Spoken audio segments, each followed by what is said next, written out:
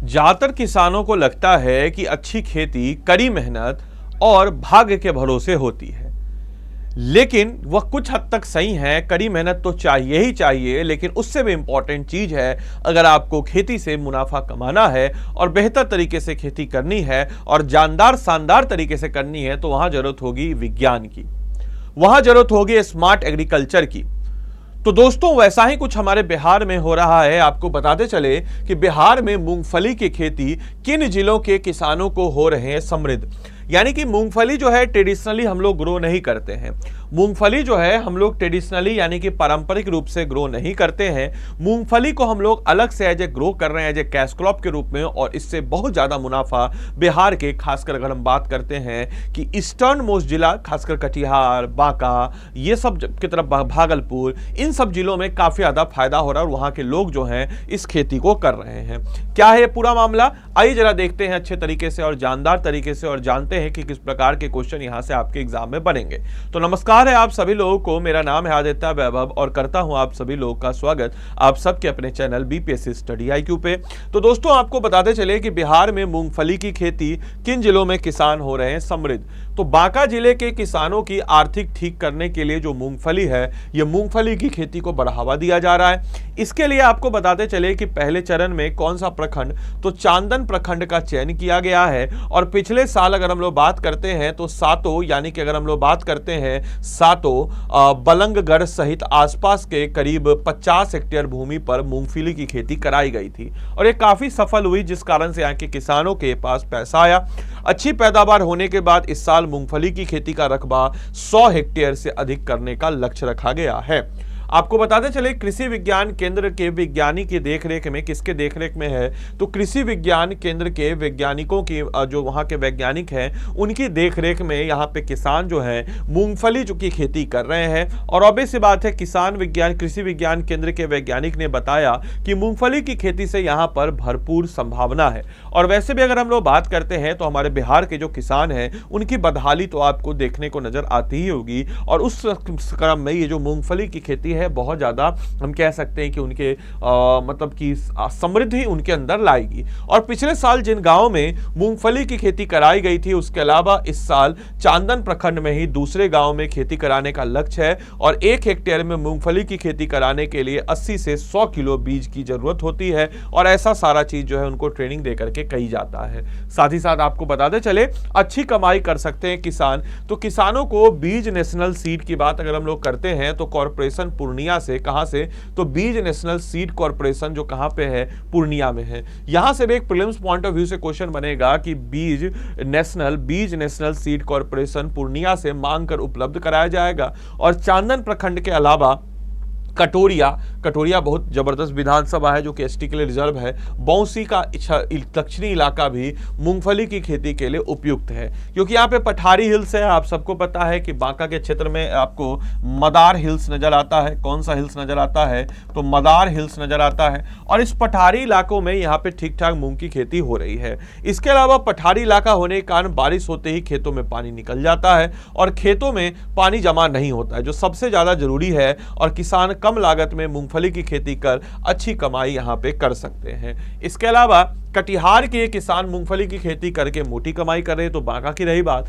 अब उसके बाजू में अगर हम देखें तो कटिहार में भी ऐसा ही कुछ सेम है। तो प्राकृतिक आपदा की मार झेल रहे कई किसान अब जो अगर हम बात करें तो खेती के नए नए प्रयोग कर रहे हैं। कटिहार में धान और पटसन मतलब हो गया जूट, जिसको हम कहते हैं जूट, गोल्डन फाइबर, धान यानी कि हो गया जिसको हम कहते हैं पैडी, या जहां से मिलता है चावल। इसको छोड़ करके अब किसान जो है मूंगफली की खेती पर आर्थिक रूप से सबल हो गए हैं। और कटिहार के 3 दर्जन से अधिक किसान जो है मूंगफली की खेती कर रहे हैं। कम समय लागत में अच्छा मुनाफा देख किसानों ने मूंगफली की खेती को शुरू कर दिया है। साथ ही साथ कृषि विज्ञान केंद्र के वैज्ञानिकों की देखरेख में ये सारी चीजें हो रही है। आपको बताते चले पिछले साल जिन गांवों में हम अगर बात करते हैं मूंगफली की खेती कराई गई थी, उनके अलावा इस साल चांदन प्रखंड के ही दूसरे गांव में खेती कराने का लक्ष्य है। यानी कि उसके आसपास के जितने भी भी गांव वगैरह या क्षेत्र वगैरह हैं उनमें भी इसको बेहतर तरीके से और शानदार तरीके से कराने का लक्ष्य जो है इसको रखा गया है। साथ ही साथ 1 हेक्टेयर में मूंगफली की खेती करने के लिए 80 से 100 किलो बीज की जरूरत होगी और किसानों को बीज नेशनल सीड कॉर्पोरेशन जो कि कहां पर है, पूर्णिया से मंगवा करके इसको कार्य को कराया जाएगा। मोस्ट इंपॉर्टेंटली अगर हम लोग बात करते हैं यहां से कि मूंगफली का इससे क्या होगा, रकबा बढ़ेगा। रकबा यानी कि बात कह सकते हैं कि भाई जो किसानों की डिपेंडेंसी है और अन्य जो पारंपरिक जो हमारे खेती हैं उसके बढ़ करके किसान भी कमाएंगे, अच्छा कमाएंगे, किसान समृद्ध होंगे तो राज्य भी समृद्ध होगा, ऑब्वियस सी बात है। तो आने वाले समय में जिले में मूंगफली की खेती का रकबा और बढ़ेगा। साथ ही साथ पठारी क्षेत्र की वजह से चांदन, कटोरिया और बौंसी के दक्षिणी क्षेत्र में आपको बताते चले मिट्टी हल्की एवं बलुआही आपको नजर आएगी जो कि मूंगफली की खेती के लिए उपयुक्त होती है। और मोस्ट इंपॉर्टेंटली पहाड़ होने के कारण यहाँ पे जो पानी आता है ये पानी रुकता नहीं है और जब पानी रुकेगा नहीं तो ये भी आपकी मूंगफली की खेती के लिए अनुकूल होती है। कृषि अच्छा मूंगफली कैसी खेती है, तो मूंगफली एक खारीफ फसल है। ध्यान रखना है मूंगफली कैसा फसल है, तो मूंगफली जो है एक खारीफ फसल है। इस बात को सारे बच्चों को ध्यानपूर्वक रखना है। कैसा फसल है, तो मूंगफली जो है एक खारीफ फसल है।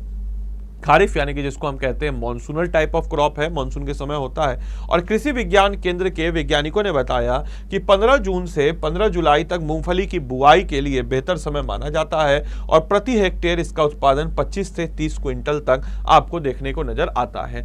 अब मूंगफली के लिए क्या क्या चीजें चाहिए, क्या क्या तापमान चाहिए, तो इसके लिए गर्म जलवायु आवश्यक है। यानी कि आपको ये हम कह सकते हैं कि एक मॉनसूनल या खारिफ टाइप ऑफ क्रॉप है और जिसमें वृद्धि अवधि के दौरान 30 से 35 डिग्री सेल्सियस का औसत तापमान अनुकूल होता है, जबकि न्यूनतम जो है 500 मिलीमीटर वर्षा की आवश्यकता होती है और पूरे वर्ष में 40 से 125 सेंटीमीटर की अच्छी तरीके से वितरित वर्षा आदर्श होती है और विशेष रूप से फूल और फली विकास के दौरान। इसके अलावा सूर्य का प्रकाश अगर हम देखते हैं तो मूंगफली के विकास के लिए भरपूर धूप भी महत्वपूर्ण है और बढ़ते मौसम और मूंगफली की खेती खरीफ जून, अक्टूबर और रबी दोनों मौसम में की जा सकती है, लेकिन अधिकांश फसल जो है खरीफ के दौरान उगाई जाती है। ठीक है, ज्यादातर फसल जो है खरीफ के मौसम महीने में ही उगाई जाती है और ऊंचाई जो है मूंगफली की खेती के लिए 1000 से 1500 मीटर की ऊंचाई तक की जाती है और मिट्टी जो है अच्छी तरह से जल निकासी यानी कि वहां से जो जल है पानी जो है अच्छे से निकल जाए,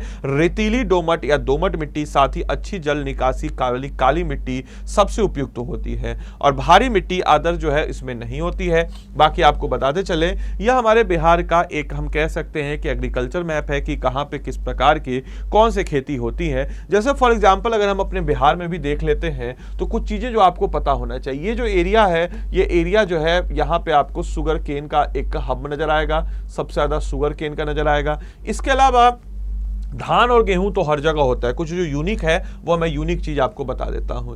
जैसे एग्जांपल के तौर पे इस एरिया में आपको मैंगो नजर आ जाता है, दरभंगा के एरिया में, मधुबनी में आपको बनाना नजर आता है, वैशाली में भी बनाना नजर आता है, मुजफ्फरपुर में शाही लीची नजर आ जाता है, यहाँ पे पूर्णिया में आपको ये किशनगंज में आपको टी नजर आ जाता है, पूर्णिया में आपको जूट और अभी बांका और ये यहाँ पे आपको कटिहार नजर आएगा। इन सारे क्षेत्रों में अगर हम बात करते हैं तो यहाँ पे मूंगफली भी नजर आ रही है। साथ ही साथ आपको बताते चले इस एरिया में आपको नालंदा, नवादा, पटना में आपको नालंदा नवादा कह लीजिए अमरूद नजर आता है, अमरूद की खेती। इसके अलावा हम लोग अगर बात करते हैं तो यहाँ समस्तीपुर में टोबैको तंबाकू की खेती नजर आ जाती है। इसके अलावा हम लोग अगर बात करते हैं तो ये एरिया पूरा दलहन का एरिया हो गया, तिलहन का भी एरिया हो गया, पुष्प यानी कि फूल वगैरह भी यहाँ पे आपको ठीक ठाक नजर आ जाते हैं। इसके अलावा हम लोग अगर बात करते हैं तो ये वाला एरिया आलू का भी हुआ, वैशाली में हालांकि आपको सब्जी वगैरह ठीक ठाक नजर आ जाता है। तो ये सारी चीजें जो है मिलेट्स वगैरह देखें तो यहाँ पे आपको मिलेट्स वगैरह नजर आ जाते हैं। तो ये सारी चीजें आपको नजर आ जाती है। तो अगर आपके लिए आज का होमवर्क है कि बिहार में लेटराइट मिट्टी जो है किस भाग में पाई जाती है, इस प्रश्न का उत्तर कॉमेंट बॉक्स में देंगे कि कौन से भाग में लेटराइट मिट्टी पाई जाती है। इस क्लास की पीडीएफ आपको इस टेलीग्राम ग्रुप पे नजर आएगी। You have to just scan this Telegram group या फिर टेलीग्राम पे जाकर के आपको बीपीएससी कंटेंट वाला लिखना और क्लास की पीडीएफ यहीं नजर आएगी। इसके अलावा आप में से कोई भी जन अगर हमारे पेड कोर्स में जुड़ना चाहते हो तो स्टडी IQ के ऐप या वेबसाइट पे चले जाएंगे। स्टडी IQ के ऐप या वेबसाइट पे जाने के बाद यहाँ पे आपको 71st लिख लेना है और जैसे आप 71st लिखिएगा तो 71st BPSC live crash course आ जाएगा। इसमें आपको बाय नाउ पे जाना है। इस कोर्स की खास बात है कि इसमें आपको 400 प्लस घंटे की लाइव क्लासेस मिलेगी।